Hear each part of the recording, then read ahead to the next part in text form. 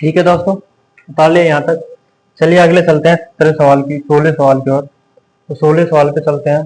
ठीक है, चलिए अब आते हैं सवाल नंबर 16 पे। सबसे पहले 16 नंबर सवाल हम पढ़ लेते हैं। क्या है कि 16 नंबर सवाल है हमारा, क्या है, वह एपी ज्ञात कीजिए जिसका तीसरा पद 16 और सातवां पद 5वें पद से 12 अधिक हो। ठीक है, यह लिख लेते हैं, वह एपी ज्ञात कीजिए जिसका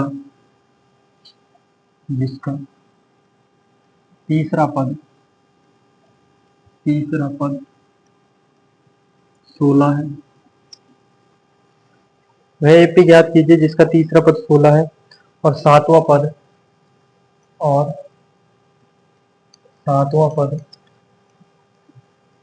5वें पद से कितना अधिक है? 12 अधिक है। ठीक है दोस्तों, चलिए सॉल्यूशन करते हैं इसका। तो इसका सॉल्यूशन करते हैं। देखो सबसे पहले जैसे क्वेश्चन कह रहा है वैसे वैसे कर लेते हैं कि हमें क्या करनी है, एपी निकालनी है। ठीक है, दिए के क्या है, हमें दे रखा है, हमें दिया है एक तो कौन सा पद दे रखा है, A3, जो कितना दे रखा है हमें 16 दे रखा है। A3 को क्या लिख सकते हैं, A + 2D बराबर 16, समीकरण नंबर। दूसरा हमें दे रखा है कि इसका सातवां पद 5वें पद से कितना अधिक है, 12 अधिक है। तो हम क्या कर देंगे, A7, ठीक है, माइनस क्या कर देंगे A5 बराबर कितना आ जाएगा हमारा, कितना अधिक है, 12 अधिक। ठीक है, तो A7 बराबर कितना आ जाएगा अपना, A7 बराबर कितना आ जाएगा अपना, A5 बराबर A7 माइनस A5 बराबर कितना आ गया अपना, 12 आ गया। ठीक है दोस्तों, चलो यहाँ से A7 का मान निकालते हैं जब कितना होता है A + 60, माइनस A5 का निकालते हैं A + 40 बराबर कितने आ गए, 12 आ गए। ठीक है, तो A + 60 माइनस A माइनस 40 बराबर कितना हो गया, 12। ए से ए जाएगा, 6D में 4D गए तो कितने बचे, 2D बराबर कितने आ गए, 12। तो D का मान कितना आ जाएगा, 12/2। तो D बराबर कितना आ जाएगा अपना, 6। यहाँ से हमने D का मान निकाल लिया। ठीक है दोस्तों, तो D का मान कितना आ गया अपना, 6 आ गया।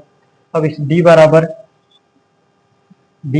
6 समीकरण 1 में रखने पर, जब यहाँ समीकरण 1 में इसका मान रखेंगे हमारे पास, तो यह आ जाएगा A + 2 6 बराबर 16। तो A बराबर कितना आ जाएगा, 16 minus 14 12 is equal to A बराबर कितना आ जाएगा, 6। तो हमारे पास आ गया A का मान 4 आ गया, D का मान 6 आ गया। समांतर श्रेणी बना सकते हैं। पहला पद हो गया 6, 4 अगला पद 6 में 4 जुड़ेंगे 10, अगला पद कितना आ जाएगा, 16। इस प्रकार हमारे पास क्या बन गई, एक। ठीक है दोस्तों, आप देख सकते हो 4 10 16, इसके आगे जाएंगे तो 22। तो इस प्रकार हम क्या कर सकते हैं, 16 सवाल को कर सकते हैं। ठीक है, आ गया समझ, देख लो।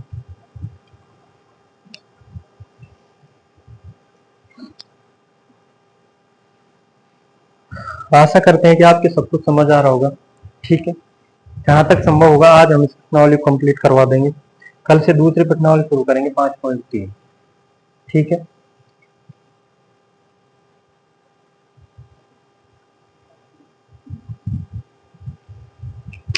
चलिए आगे चलते हैं हम 17वें सवाल की ओर।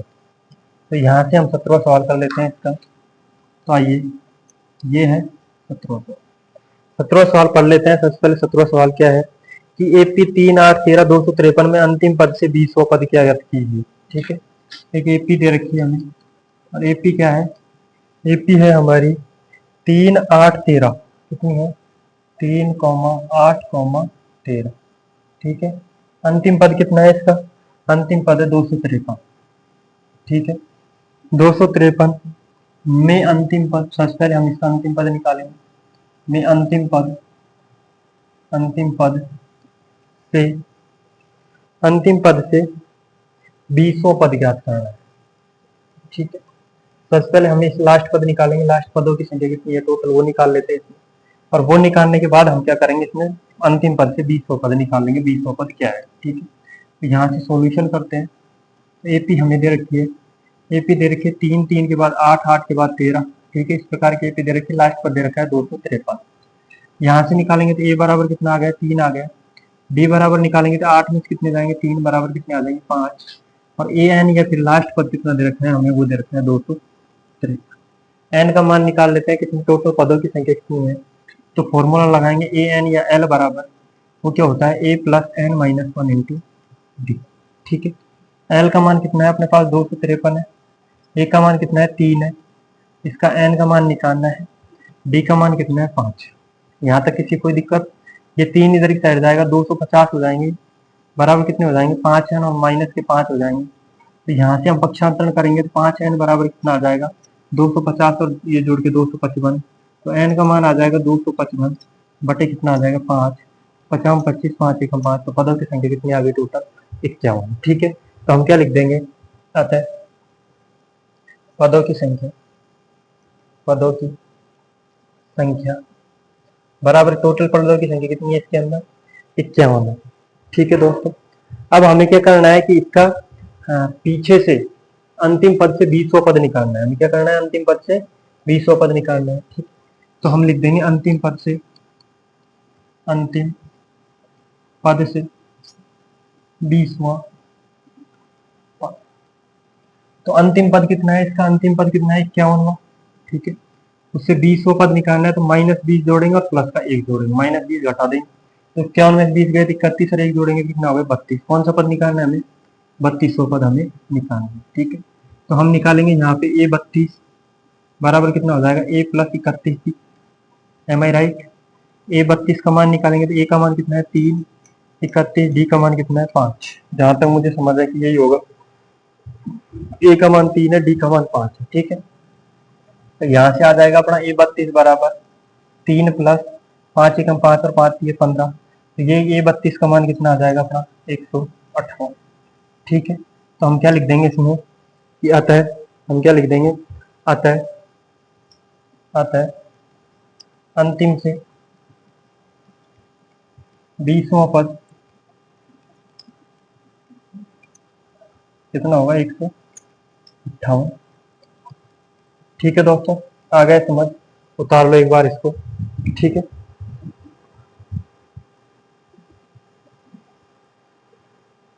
आशा कर रहे हैं कि आपको सब कुछ समझ आ रहा होगा। ठीक है, जो समझाया वो लिखा है। आगे देखिए, इससे आगे उतार लिए आप।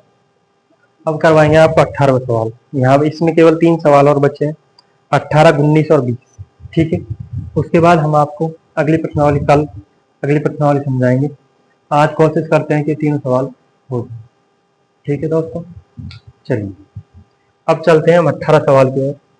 18वां सवाल देखते हैं, 18वां सवाल क्या है। सबसे पहले सवाल लिख लेते हैं हम 18वां सवाल। देखिए 18वां सवाल है हमारा, किसी एपी के चौथे और 8वें पदों का योग 24 है। किसी एपी के, किसी एपी के चौथे व 8वें पदों का योग, पदों का योग कितना है दोस्तों, चौथे व 8वें पदों का योग कितना है, 24। ठीक है, आगे क्या दे रखा है हमें, छठे और 10वें पदों का योग 44 है। 6 छठे, 6वें व 10वें पदों का योग, 10वें पदों का योग कितना दे रखा है हमें, 44। ठीक है, अब निकालना क्या है हमें, इस एपी के प्रथम 3 पद लिखने हैं। प्रथम 3 पद जैसा हमें प्रश्न में दे रखा है, ठीक है, वैसे के वैसे हम कर लेंगे। ठीक है, चलिए तो प्रश्न में दे रखा है वैसे के वैसे लिख लेते हैं सबसे पहले। तो देखिए सबसे पहले हमें क्या दे रखा है, चौथे और 8वें पद। तो चौथे और 8वें प्रश्नानुसार लिखते हैं। प्रश्नानुसार चौथा पद देखो कितना हो जाएगा, A4। 8वां पद हो जाएगा A8 बराबर कितने दे रखे हैं, 24 दे रखे हैं, दोनों का योग। A4 को क्या लिख देंगे, A प्लस 3D। A8 को लिख देंगे A प्लस 7D बराबर कितने हो जाएंगे, 24। A और A कितने हो जाएंगे, 2A। 3 और 7 कितने हो जाएंगे, 10D बराबर कितने हो गए, 24। 2 कॉमन आ जाएगा तो A प्लस कितने हो जाएंगे, 5D बराबर कितने हो गए, 12। समीकरण नंबर 1। मुझे नहीं लगता कि यहाँ तक किसी मित्र को समझ आया, जैसे प्रश्न में दे रखा था वैसे वैसे लिखा था। अगला है छठे और 10वें पदों का योग, A6 प्लस A10 बराबर कितना दे रखा है, 44। वापस हम वही करेंगे, A6 को लिख सकते हैं A+5D, A10 को लिख सकते हैं A+9D, बराबर कितना हो गया 44। दोनों को जोड़ेंगे तो कितना आ जाएगा, ए और ये 2A, और 9 और 5 कितने हो गए 14, 14D, बराबर कितने आ गए 44। दोनों दो कॉमन आ रहा है तो कितना आ जाएगा A+7D, बराबर कितना आ जाएगा 22, कितना आ जाएगा 22। समीकरण नंबर 2। समीकरण 1 और समीकरण 2 को हम विलोपन विधि से सॉल्व करते हैं, तो A+5D बराबर 12 और A+7D बराबर 22। तो ये हो गया A+5D बराबर 12 और A+7D बराबर 22। यहाँ लिख देंगे समीकरण 1 माइनस समीकरण 2, दोनों समीकरणों को सॉल्व कर देते हैं। तो ये कितना हो जाएगा, देखो यहाँ से इसको माइनस हो जाएगा, ये माइनस हो जाएगा, ये माइनस, ये से ये कटेगा, 5D में 7D गए तो माइनस के 2D, और 12 में से ये कितने बच गए माइनस के 10। तो D का मान आ जाएगा -10 बटे -2, तो D बराबर कितना आ जाएगा, इसका मान रख देते हैं समीकरण 1 में। ठीक है, तो यहाँ लिख देंगे कि D बराबर 5 समीकरण 1 में रख दें। जब समीकरण 1 में D बराबर 5 रखेंगे तो ये कितना आ जाएगा A+5 5 बराबर कितने हो गए 12। तो ये कितना हो जाएगा A बराबर 5 25, तो 12 में कितने जाएंगे 25, तो A बराबर कितना आ जाएगा -13। ठीक है दोस्तों, A का मान कितना आ गया अपने पास -13 आ गया। ओके, तो अब देखो हमारी AP क्या आ जाएगी, तो आता है AP, यहाँ लिख देंगे आता है AP, आता है AP। AP का पहला पद कितना है -13 है, उसके बाद अगले -13 में माइनस प्लस के 5 जाएंगे तो -4, और अगला आ जाएगा -3।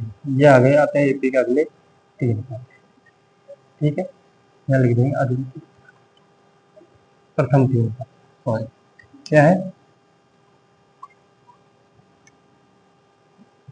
प्रथम 3। ओके, तो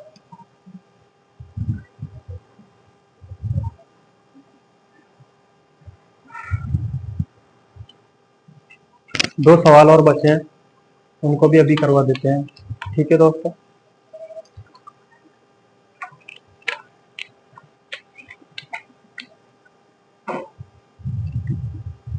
आगे का लो।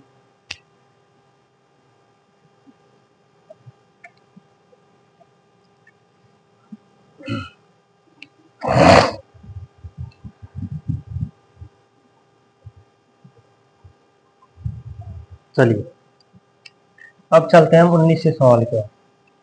कौन सा सवाल है 19वां सवाल। 19वें सवाल की ओर है कि सुब्बा राव ने 1995 में 5,000 रुपए के मासिक वेतन पर कार्य आरंभ किया और प्रत्येक वर्ष 200 रुपए की वेतन वृद्धि प्राप्त की। इस वर्ष में उसका वेतन 700 रुपए हो गया। ठीक है, तो हम चलो इसको, बड़ा क्वेश्चन है लिखते नहीं है, डायरेक्ट सॉल्यूशन शुरू करते हैं। 19वां सवाल है। ठीक है, सुब्बा राव वाला। ठीक है, तो यहाँ लिखेंगे सुब्बा राव का आरंभिक वेतन। तो बताओ सुब्बा राव का आरंभिक वेतन कितना था, और सुब्बा राव का आरंभिक वेतन कितना है बेटा, सुब्बा राव का आरंभिक वेतन था 5,000 रुपए। कितना था 5,000। ठीक है, यहाँ से लिखेंगे 5,000 रुपए। ठीक है, इसको हम क्या मानते हैं, इसको ए भी मान सकते हैं। अब देखो वार्षिक वृद्धि क्या करेंगे, वार्षिक बताओ एक साल में कितने रुपए की वृद्धि हो रही है उसके वेतन में, ये हो रही है 200 रुपए प्रति वर्ष के हिसाब से उसका वेतन बढ़ रहा है। ठीक है, अब हम क्या करेंगे कि ये प्रथम पद मान लीजिए, इसको मान लो प्रथम पद। ठीक है, और ये हो गया इसका डिफरेंस डी। ठीक है, ए का मान और डी का मान है, अपने को निकालना है। अब देखो अंतिम पद लास्ट दे रखा है। ठीक है, तो अंतिम वेतन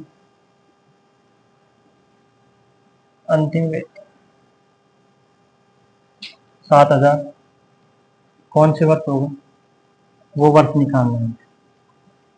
ठीक है, एन का मान निकालना है, तो ये हमें इसको क्या मान लेते हैं, एल मान लेते हैं।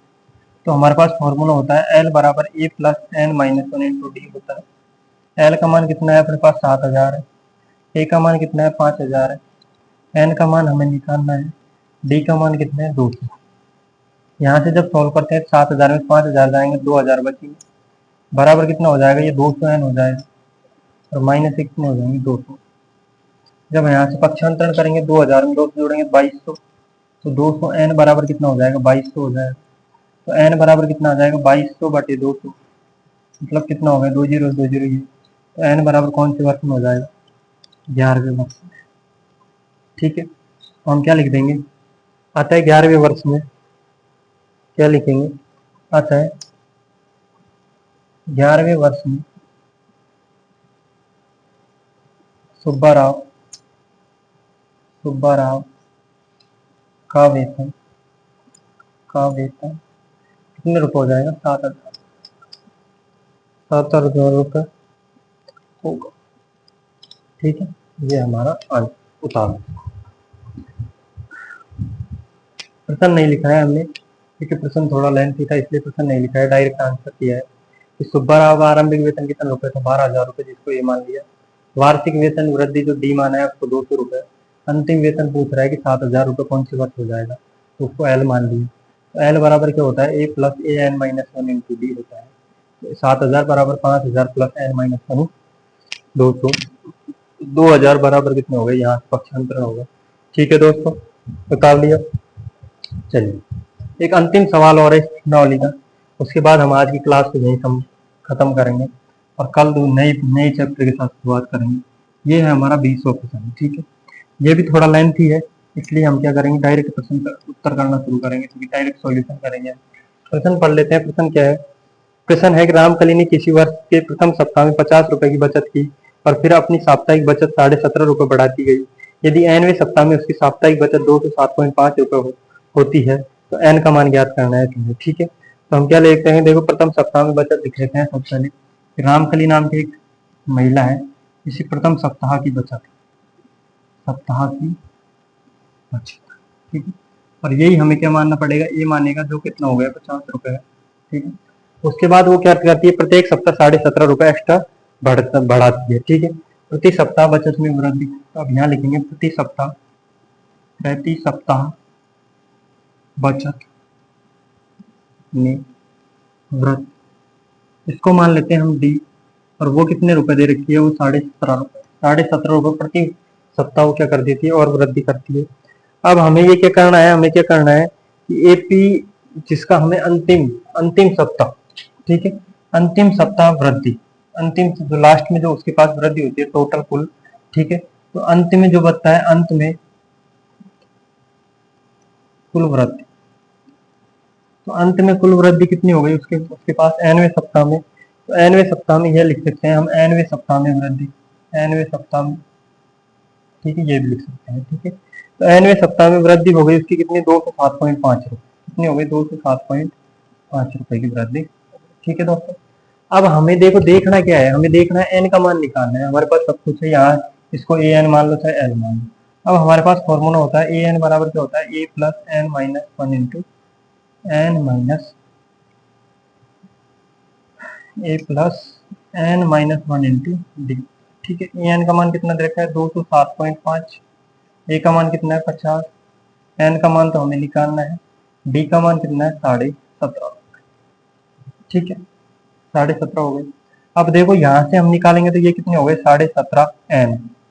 ठीक है, बराबर कितने हो जाएंगे, देखो 207 ये है 0.5, इधर की साइड जाएगा तो माइनस का 50 और इधर की साइड ये जाएगा तो प्लस का 17 ठीक है, यहाँ से हम जब अंत में पहुंचते हैं तो हमारे पास क्या आता है, देखो कि 157.5, यहाँ से इसको घटाएंगे तो 157.5, 157.5 में कितना जोड़ेंगे हम, 17.5 और जोड़ेंगे, 5 और 5 10 के 0, हाथ से 7 और 7 14 15 5 1 2 5 और 1 6 1 7 ये हो गए 175। ठीक है, तो एन का मान आ जाएगा अपना, कितना आ जाएगा 175.0 बटे नीचे कितना आ जाएगा 17.5, जब दोनों काटेंगे एन बराबर कितना आ जाएगा 10। ठीक है, अतः हम क्या लिख देंगे, अतः 10वें सप्ताह वर्ष में कौन सा हो गया, 10वें सप्ताह रामकली की बचत 207.5 रुपए। ठीक है दोस्तों, आ गया समझ। ये हमारा सवाल था, कौन सा सवाल था, 20वां सवाल और अंतिम सवाल था इस प्रश्नावली का। इसी के साथ हमने ये प्रश्नावली कंप्लीट करवा दिया आपको। ठीक है, इसको आप उतार सकते हो तथा आपसे आशा करते हैं कि आपको सब कुछ समझ आया होगा। जिन लोगों ने चैनल को सब्सक्राइब नहीं किया है वो सब्सक्राइब कर ले तथा अपने अधिक से अधिक दोस्तों तक पहुंचाए जिससे वीडियो सभी तक पहुंचे। ठीक है दोस्तों, नमस्कार, धन्यवाद।